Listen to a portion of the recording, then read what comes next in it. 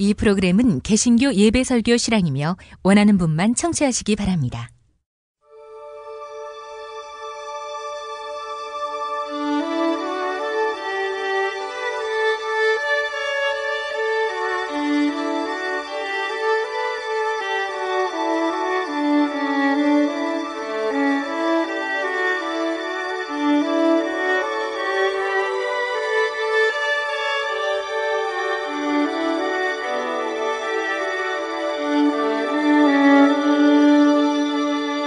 성서와 세상.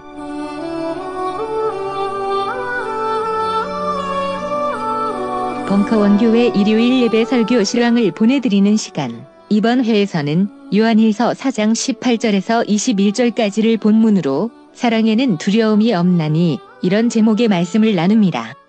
담당에는 전도사 김용민입니다. 허위 매물에서 우리의 가족과 이웃을 지키는 더불어중고차. 더불어중고차는 직영정비소를 운영하여 판매부터 수리까지 최고의 서비스를 제공합니다. 카카오톡 검색창에 더불어중고차를 검색하시거나 1661-3363으로 전화주세요. 노력한 만큼 내어주는 자연. 그 자연의 마음을 알기에 정성농장 홍삼. 검색창에서 정성농장 홍삼을 검색해주세요.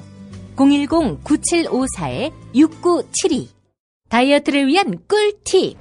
동결건조 채소와 곡물, 단백질, 그리고 효소와 비타민, 미네랄로 만든 다이어트 전용 그린 스무디로 하루 한두 끼만 바꿔 드세요. 비타샵에서 만나요. 생활인을 위한 꿀팁. 집 두 채에 월 10,000원 화재보험 카페. 화재 배상, 심지어 도난 피해까지. 여기에 더해 가전제품 고장 수리비까지. 연중 무휴라 언제든 02-849-9730.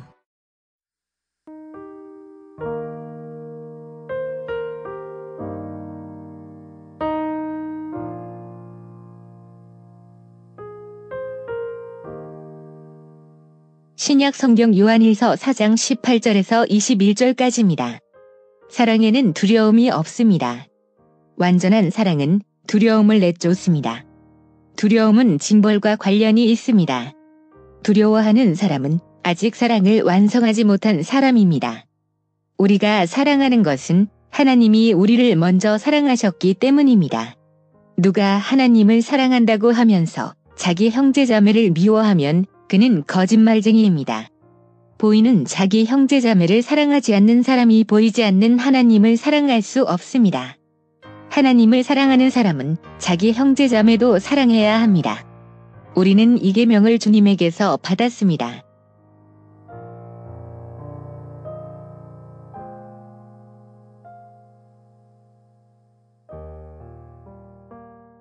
하나님은 사랑이시라. 요한일서 4장의 한 부분이기도 하지요. 오늘도 여러분에게 여쭙고자 합니다. 하나님은 사랑이시긴 한데 우리가 많이 들어서 하나님은 사랑이신 걸 알고 있는데, 만약 뒤집어서 사랑이 하나님이시라면, 사랑은 하나님이시라, 이렇다면 또 어떨까요? 제가 전에도 하나님이 정의인 게 아니라 정의가 하나님이라면 어떨까, 이렇게 여쭤본 적이 있었죠.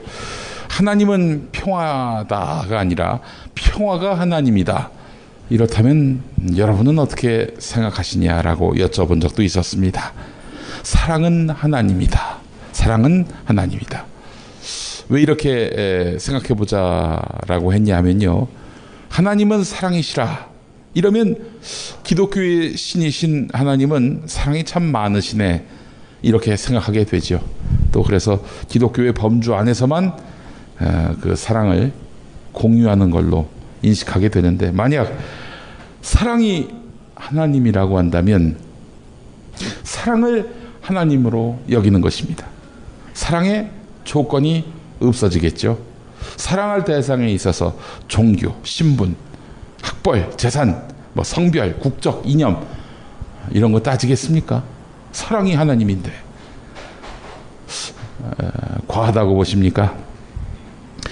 우리 하나님은 구약서부터 시작해서 싸우기 좋아하시고, 죽여도 몰살하기를 좋아하시고, 시도 때도 없이 혐오하라고 하시고, 심지어 질투도 하시는 분인데, 사랑이 하나님이라니. 따라서 하나님의 여러 속성, 다시 이야기해서 가변적이고 선택적인 속성 중에 사랑이 있으시다.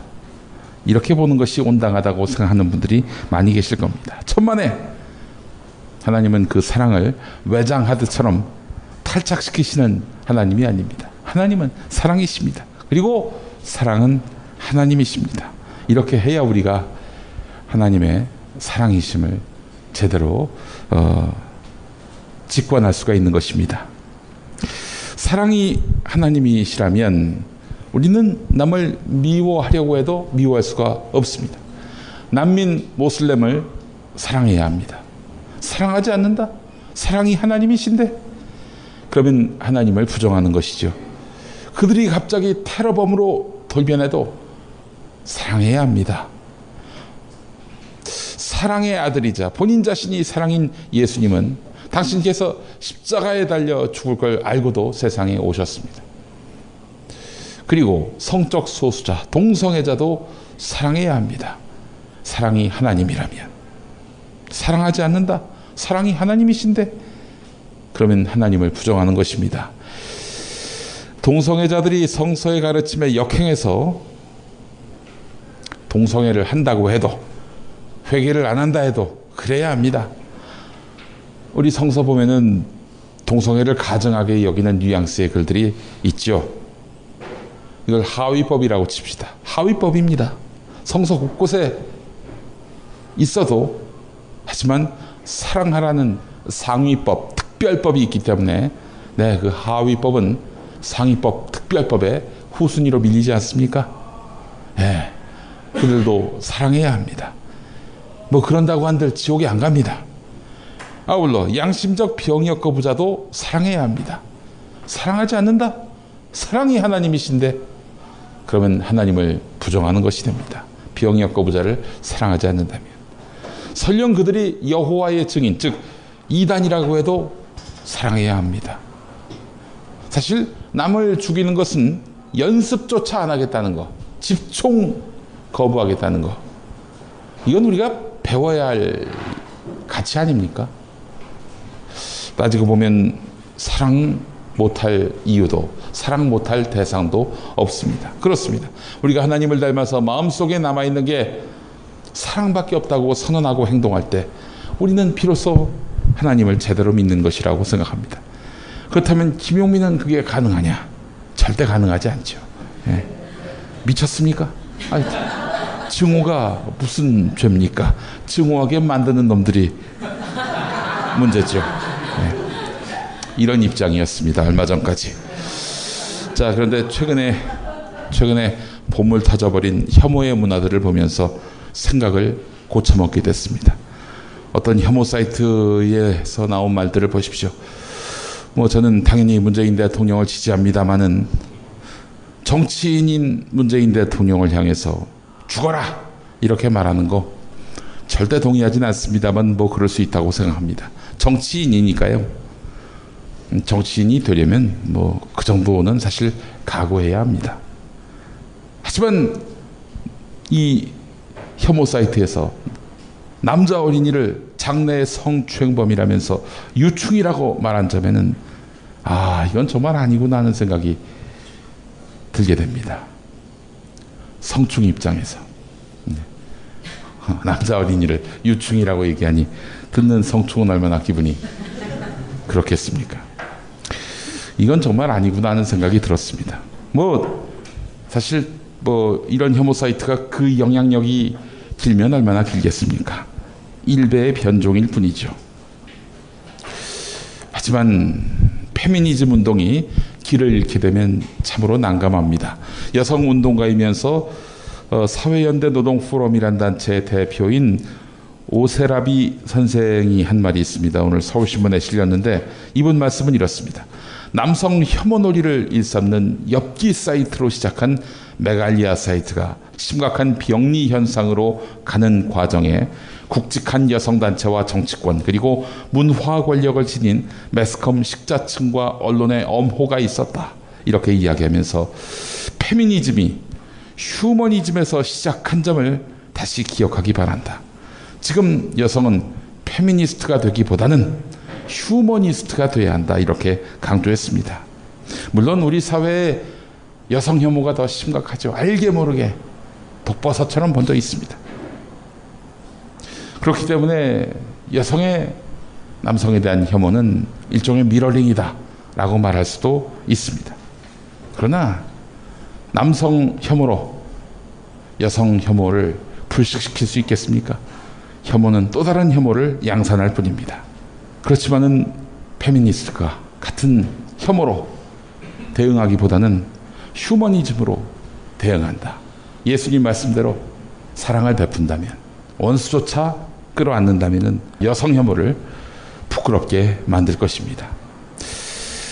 사실 이런 생각도 해봅니다. 워마드식 혐오는 온라인 공간 안에서만 유통되는 혐오지, 묻지마 범죄가 넘쳐나는 오프라인 공간을 보면서 온라인 공간의 혐오는 혐오라고도 말할 수 없겠구나. 이런 있잖아요. 아무나 보고 들이받고 아무나 보고 살상하고 이런 일들이 비일비재하지 않습니까? 이건 사회적 병리구나 하는 생각을 갖게 됩니다. 그래서 저는 이 혐오의 문화 고리를 끊지 않으면은 우리 공동체가 위협받겠구나 하는 생각을 갖게 됐습니다. 오늘 본문 요한일서는 요한복음을 쓴 사람과 같은 사람 요한이 저자일 것으로 추정됩니다. 제목부터가 요한일서니까요. 이 편지의 주된 내용을 보면 사랑이신 예수님을 증거하는 내용입니다. 자, 이 편지는 왜 갑자기 사랑을 강조할까? 그 이유가 있습니다. 당시 교회에서는 회중 중에 집단 하나가 갈라져 나갔습니다. 갈라져 나간 그 집단은 예수님이 하나님의 아들이지만 사람의 몸으로 오셔서 고난을 받고 돌아가신 분이란 점을 인정하지 않았습니다. 사람의 몸으로 오셔서 고난받고 죽고 부활하시지 않았다라고 믿고 있었습니다. 이 신학 조금 공부한 분들은 가현설이라는 표현으로 이거를 정의할 것입니다. 가현설을 퍼뜨리는 사람들은 바로 영지주의자였습니다. 이 영지주의자들은 물질과 육신을 혐오했던 사람들입니다. 그래서 예수님이 진짜 육신으로 오셨다? 거짓말이라고 봤습니다. 따라서 예수님의 삶과 죽음, 부활은 헛개비다. 이렇게 이야기를 한 것입니다. 제 짐작인데 요한일서를 쓴 요한은 교회가 껍데기만 남고 본질이 사라졌다고 판단했습니다. 사랑이 사라졌다는 진단을 한 것이죠. 사랑이 없는 교회는 고린도전서 13장 말씀대로 나쁜 것만 남습니다. 뭐만 남느냐? 자랑만 남습니다. 시기만 남습니다. 교만만 남습니다. 무례만 남습니다. 자기 유익을 구하는 일만 남았습니다. 성내는 것만 남았습니다. 원한만 남았습니다. 사랑이 없어지면 교회는 이런 것만 남습니다. 사랑이 사라지면 영지주의 소동도 당연히 불거질 수밖에 없다라고 본 것이죠. 예수가 꼭 육신의 몸을 입고 진짜 사람으로 와서 죽고 부활해야만 그리스도인가? 이 무식한 인간들아, 그걸 꼭 봐야만 예수를 그리스도라고 고백하겠는가? 나 봐. 예수가 실제 육신으로 안 오셨더라도 믿잖아. 나 이 플라토닉한 신앙을 보라고 이러는 거죠. 결국 그 영지주의는 어떤 믿음, 신앙 고백의 문제가 아니라 남을 깔보는 용도의 지적 허영이다. 이렇게 봐도 무리는 아닐 것입니다. 이러면 교회가 깨집니다. 그래서 우리 교회도 만약 풍파를 만난다면 여러 많은 이유를 찾을 것도 없습니다. 사랑이 없어졌기 때문에 이 난리가 났다라고 판단하면 될 것입니다. 그래서 우리 교우들께 당부드리는 말씀은 남을 비난하지 맙시다. 또 편을 가르지 맙시다. 아울러 시기도 자랑도 하지 맙시다. 싸우지 말자는 얘기죠. 자꾸 이 안에서 가르치려 들고 이 안에서 군림하려 들고 하는 순간 이게 판이 깨집니다. 남의 흉만 보게 돼요. 남의 모난 부분만 보게 됩니다. 이러면 안 됩니다. 우리 스스로 사랑으로 체질화가 되어야 하지 않겠는가 하는 생각을 주제넘게도 말씀을 드립니다. 그래서 제가 작지만 좀 실천하려고 한 것이 바로 정의감의 표현이든 약자의 억울함의 표시든 간에 하여간 앞으로는 욕을 하지 않겠다라고 한 것입니다. 듣는 사람은 얼마나 기분 나쁘겠어요. 아이고 무릎이야. 무릎펜 몰라? 무릎펜? 무릎펜이라고 이번에 새로 나온 무릎 관절 보호대야. 네이버에서 무릎펜을 검색해봐. 상담은 010-2255-4489 최 과장을 찾아주세요. 허리가 아파요. 아랫배가 나와요. 골반이 바로 서야 건강도 아름다움도 바로 섭니다. 바디로직을 입으세요. 토크밴드의 입체적인 탄력이 틀어진 골반을 바로잡습니다. 간편하고 확실한 골반 교정 타이즈 바디로직. 한총물이나 단체 선물이 필요할 때 이왕이면 우리 편 회사 네피아를 찾아주세요. 인터넷 검색창에 네피아를 치시거나 032-519-4800으로 전화주시면 친절하게 상담해드립니다. 그런데 상품은 뭔가요? 네피아를 가서 고르세요. 3만 가지가 넘는 물품이 있어요. 탈모인가 예비 탈모 여러분, 저희 제품 꼭 쓰세요. 그 고통을 알기에 최대한 싸게 팝니다. 이제 탈모약 써도 괜찮다고요? 같이 쓰면 부작용 없이 2배 효과입니다. 이미 모발이식 했다고요? 그럼 더 싸게 오래 유지해야죠. 아직 젊고 두피도 반짝거리지 않는다면 100% 뿌리 깊은 샴푸 두피 영양제 1566-7871.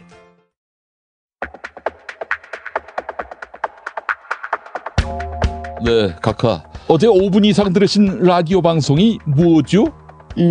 김어준의 뉴스 공장.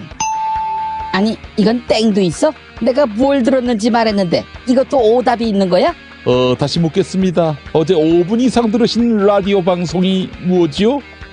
그러면 SBS 러브 FM 김용민의 정치쇼, KBS 1라디오 김용민 라이브.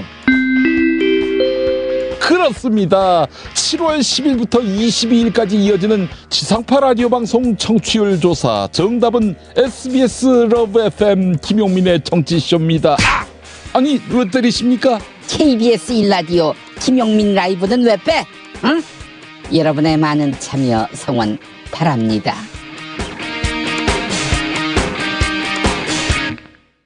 오늘 본문 중의 핵심은 완전한 사랑은 두려움을 내쫓습니다. 두려움은 형벌과 맞물려 있습니다. 두려워하는 사람은 아직 사랑을 완성하지 못한 것입니다. 이겁니다. 그렇습니다. 왜 사람들은 혐오할까요?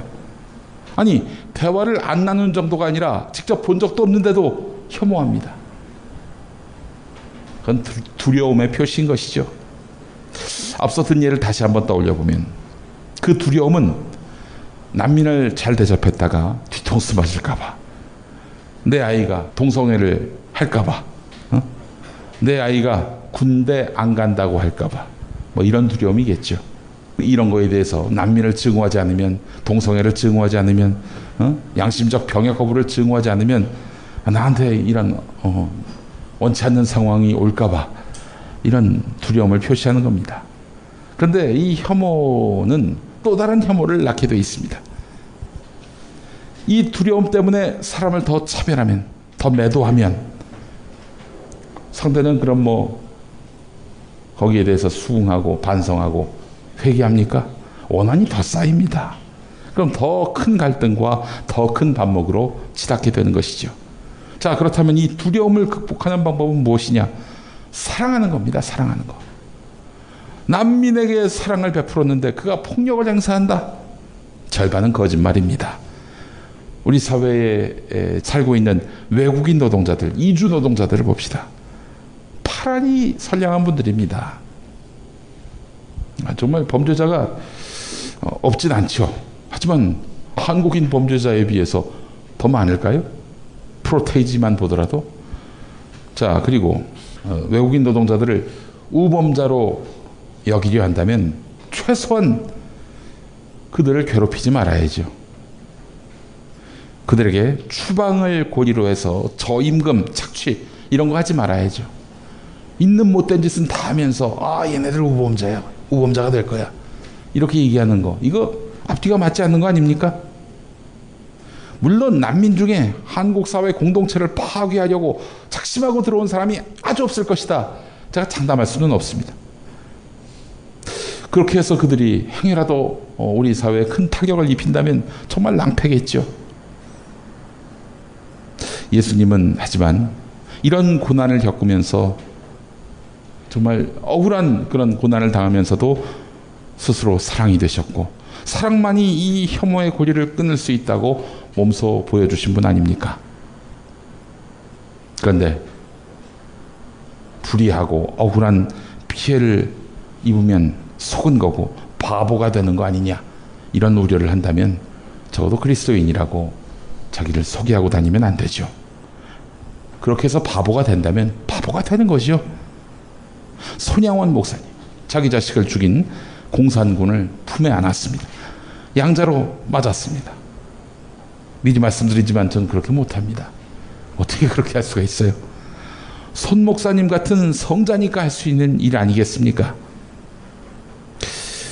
그래도 제가 그렇게 살 수는 없지만 이건 압니다. 그래, 주님의 방법은 손양원 목사님의 방법이겠지. 왜냐? 하나님은 사랑이시니까. 아니, 사랑이 하나님이시니까. 누군가는 그렇게 해서 사랑의 원자탄이 되어가는데 우리는 왜 사랑의 비핵화를 하고 있는가? 성찰할 줄 알아야 되는 것입니다. 사랑이 곧 하나님이라고 고백한다면은 우리는 세상 어느 무엇도 사랑 못할 대상이 없다고 말씀드렸습니다. 그렇지 않습니까? 사랑 못할 대상이 없다면 누구를 사랑할지 말지 고민하지 않아도 됩니다. 사랑은 명령이요, 사랑은 율법인데 무조건 닥치고 사랑하는 겁니다. 이 친구를 사랑해 마라, 이런 고민을 할 필요가 없습니다. 물론 제 이 말은 구조적인 악을 보고도 못 본 척하지 말자, 보고도 못 본 척하자, 이런 말이 아닙니다. 착취, 억압, 갑질, 폭행, 두고 보자, 이런 말로 제 지금 말씀 나눔을 들으셨다면 그것은 오해하시는 겁니다. 구조악에 대해서는 저항해야지요. 왜냐? 그 저항이 사랑이니까. 이 저항을 하지 않으면 그 사람은 잘 사는 줄 알아요. 자기의 이런 몹쓸 행동이 정의로운 줄 압니다. 문제가 안 되는 줄 알아요. 그러면 그 사람은 변화되지 못합니다. 자, 하지만 이 저항은 그 상대방을 변화시키지는 못해도 내가 지금 뭐 잘못한 거야? 하고 스스로를 돌아보게 만드는 힘이 있습니다. 그대로 두는 순간 이 악은 어떻게 되겠습니까? 내가 피해자지만 나에게만 그치는 피해가 아니에요. 나와 비슷한 또 다른 약자에게 미치게 될 것입니다. 못 본 척하고 방조하면 그것은 또 다른 범죄를 낳게 되어 있습니다. 악을 저지른 자에게 멈추도록 하지 않는다면 그것은 사랑하는 것이 아닙니다. 박근혜 씨 못지않게, 히틀러 못지않게 그의 악을 방치한 사람들에게도 책임이 매우 큽니다. 물론 이렇게 저항할 때도 상대를 인간으로서 존중하고 그에게 회개와 반성을 촉구할 때 예의를 다하는 것, 이것도 잊지 말아야 하겠습니다. 그렇지 않고 사람에 대한 예우는 상실한 채 너는 운지해야 한다, 너는 제기해야 한다, 이러는 것은 절대 상대를 굴복시키기는커녕 용감을 얻을 수가 없습니다. 위협이 되지도 않습니다. 어제 퀴어 축제가 있었는데 또 서울 도심에서 성적 소수자 이야기 좀 해보겠습니다. 해마다 퀴어 축제 맞은편에서 반대 집회가 열립니다. 보수 기독교 단체의 집회인데 누가 짜는 전략인지는 모르겠지만 정말 한심합니다. 그러면 그럴수록 기독교만 낡은 집단으로 몰리게 되어 있습니다. 신앙의 정절을 지키는 거룩한 집단이라고 안 봐요. 그렇게 봐주기에는 교회가 너무나 많은 악과 타협했거든요. 교회가 먼저 세상의 소금과 빛이 된 다음, 그래서 권위를 얻은 다음 무언가 이야기를 할 때 세상은 들으려 할 것입니다. 할지 못할지 다 하면서 말이죠. 그래놓고 국민들에게 가르치셔야 된다면 웃음거리가 되는 것밖에 안 되는 거 아니겠습니까? 그리고 말이죠, 어찌됐건 남의 잔치자리인데 그 맞은편에서 그렇게 재뿌리는 집회를 한다는 거, 이거 내용을 떠나서 별로 동의가 안 됩니다. 예컨대 말이죠, 부활절 연합예배를 부활절 새벽에 서울 광장에서 드린다고 칩시다. 만약 맞은편에서 대한문 쪽에서 부활은 무슨 부활? 그런 구라 닥쳐라. 이러면서 부활절 사기극 고발 집회를 한다면 어찌 될까요? 예? 남의 축제에 가서 재뿌리는 그런 못된 심보는 사랑도 배려도 그리고 걱정도 아닙니다. 미국의 신학자인 윌터 윙크의 동성애와 성경이란 책에는 이런 내용이 나와 있습니다. 진실을 말하자면 낙태와 동성애 그 어떤 영역에서도 우리에겐 명확한 인내가 없다. 그러므로 우리가 남의 목구멍을 찢어버리기보다는 자신들의 한계를 겸손히 인정해야 한다. 오늘날 우리를 위한 하나님의 말씀을 내가 정확하게 해석하고 있는지를 나는 어떻게 하는가? 내가 어떻게 하는가? 당신은 어떻게 하는가?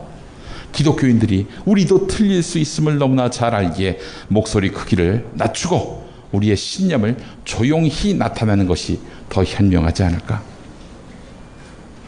저는 그래서 이 광장에 나와가지고 이렇게 동성애 반대 집회하는 사람들이 이게 과연 진짜 신앙 고백 차원에서 저러는 건지 뭐 그런 사람도 있을 겁니다. 틀림없이. 근데 그 주최측 말이죠. 저는 그 자들이 진짜 어떤 진리 수호 차원에서 저러고 있는지 의문이에요. 실제로 동성애 반대 집회를 주도했던 어떤 인사가 어디서 그런 얘기를 했다고 하더라고요. 야, 무슨 반대는, 야, 이 박원순 반대하려고 하는 거지, 그 뭐 동성애 우리 관심도 없어. 그런 얘기를 했다는 거예요. 그게 뭐 그냥 그 개인의 얘기인 건지 아니면 진짜 그들의 본질인지는 뭐 명확하게 단정할 수는 없습니다만, 동성애자들을 정서적으로 도저히 용납할 수 없다는, 신앙적으로 도저히 용납할 수 없다는 사람들이 있습니다. 그게 죄가 맞을 수 있겠죠. 자, 그렇다 하더라도 그걸 징벌할 권한은 주님께만 있습니다. 우리가 주님을 앞질러 가기 전에 이 말씀 앞에서 멈춰야 합니다. 이제 나는 너희에게 새 계명을 준다. 서로 사랑하여라. 내가 너희를 사랑한 것 같이 너희도 서로 사랑하여라. 요한복음 13장 34절 말씀입니다. 내 확신 속에서는 낙태나 동성애가 지옥불에 던져질 그런 죄악이라 할지라도 판단의 몫을 주님께 맡기는 것이 온당합니다. 그리고 이렇게 기도하는 겁니다. 주님, 저들이 죄를 짓는 것 같은데 주님께서는 저희에게 사랑하라는 새 계명을 내리신 바 우리는 무조건 그들을 사랑하겠습니다. 판단은 하나님께 맡깁니다. 우리에게는 사랑할 의무만 있을 뿐 혐오할 권리가 없습니다. 뭐 누군가는 이런 얘기합니다. 반대와 권유 그리고 충고를 혐오와 헷갈리지 말라고요. 선수끼리 왜 이럽니까? 당신들은 혐오하고 있어요. 누가 모릅니까? 그거를 삼척동자도 다 알고 있는 건데. 여러분, 하나님은 우리에게 사랑하라고 명령하셨습니다. 이동원 목사님의 서로가 서로를 위하여라는 책의 일부를 소개합니다. 사랑을 명령할 수 있나요? 아무리 주님이라도 사랑을 명령할 수 있나요? 라고 반문하고 싶은 분이 있을지 모르겠습니다. 그런데 우리 주님은 사랑을 명령하셨습니다. 사랑이 주님의 명령이라면 우리는 어떻게 해야 합니까? 당연히 순종해야 합니다. 주님은 이성적인 분입니다. 사랑이 순종할 수 없는 명령이라면 우리에게 요구도 하지 않으셨을 겁니다. 우리는 사랑할 수 있습니다. 다만 우리는 사랑을 정서적으로만 접근하기 쉽습니다.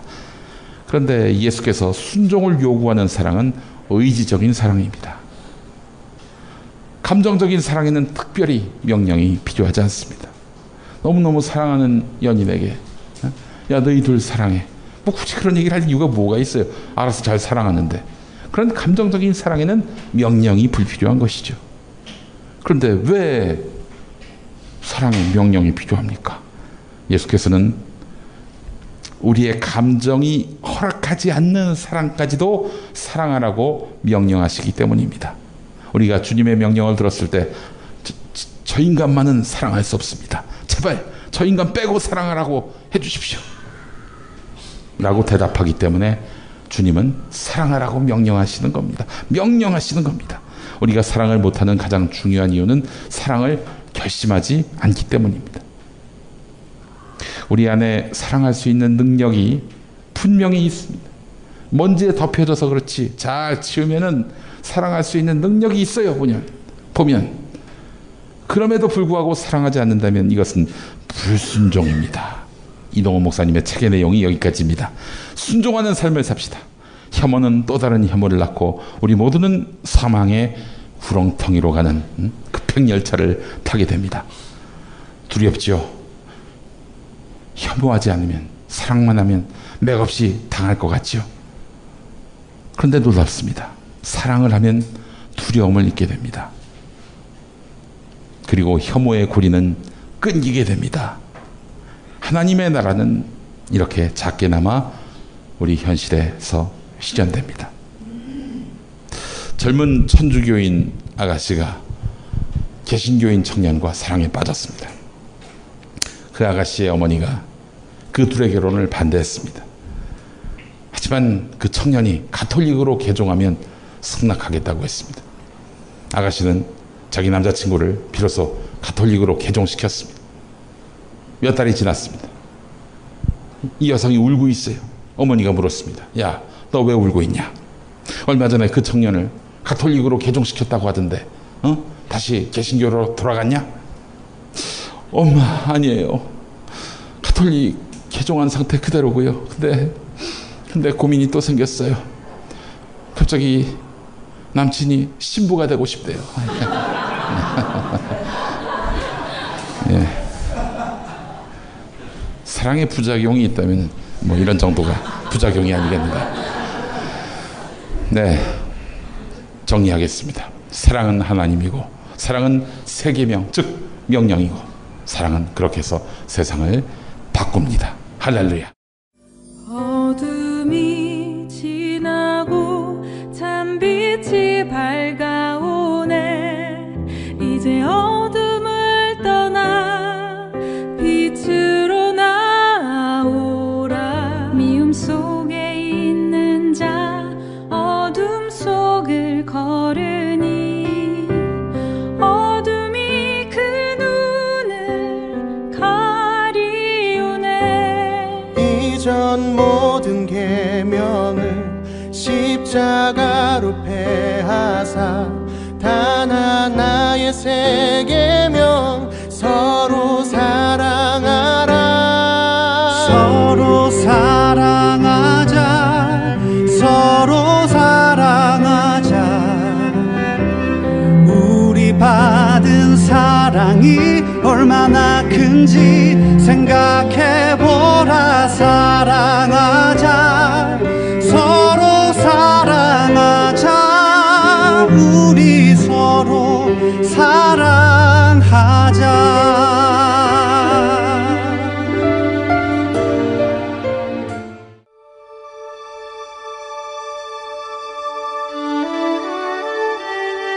성서와 세상. 지금까지 벙커원 교회 일요일 예배 설교 실황과 함께 하셨습니다. 벙커원 교회는 서울 서대문구 충정로 20 벙커원에 있으며 매주 일요일 아침 11시에 예배하고 있습니다. 관심 있는 분들의 많은 참여를 바랍니다.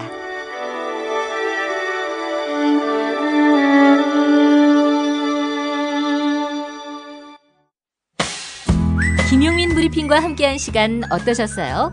다음 시간에도 보다 바르고 알차며 즐거운 정보로 여러분을 찾아가겠습니다. 팟캐스트 포털 팟빵에서 다운로드하기, 구독하기, 별점 주기, 댓글 달기로 응원해주세요. 잊지 마세요. 다운로드하기, 구독하기, 별점 주기, 댓글 달기.